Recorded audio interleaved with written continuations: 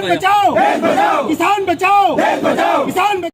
जय जवान, जय किसान, जय जवान, जय किसान, जय जवान, जय किसान।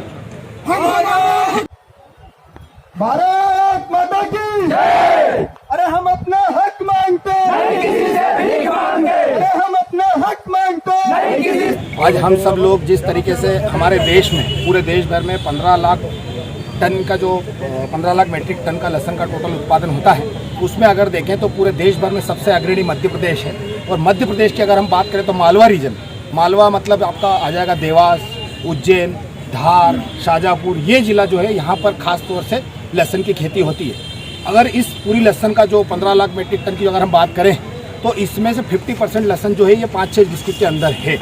अभी सरकारें बड़े बड़े दावे वादे इरादे तो करते हैं, लेकिन वास्तविक धरातल पे ये है कि 2000 रुपये नाम सिर्फ किसानों के खाते में डालने के बजाय एक एक किसान को 3-3, 4-4 लाख रुपए का सीधा नुकसान है। जिस तरीके से ज्ञापन में हमने स्पष्ट उल्लेख किया है कि 1 बीघा की जो लहसुन है उसकी लागत है 32,500 रुपये। इसके विपरीत वर्तमान हालात में जो लहसुन का भाव है 600 रुपये क्विंटल से लेकर 1,000-1,200 रुपये क्विंटल तक, तो उसको 8 से 10,000 रुपये पर बीघा की बेचना पड़ रही है, जिसकी वजह से उसको सीधे 20,000 रुपये प्रति बीघा का नुकसान हो रहा है, जो किसान वहन नहीं कर सकता। किसान की ऐसी स्थिति नहीं है। मैं यहाँ स्पष्ट बता देना चाहता हूँ कि लहसुन जब ये हमने पैदा की उस समय पे हमको 8-8, 10-10 हज़ार रुपये का सरकारों से बीज मिला है। उस समय पे हमने 102 रुपये लीटर का डीजल हमारे ट्रैक्टरों में उपयोग किया है हकाई बुआई के लिए।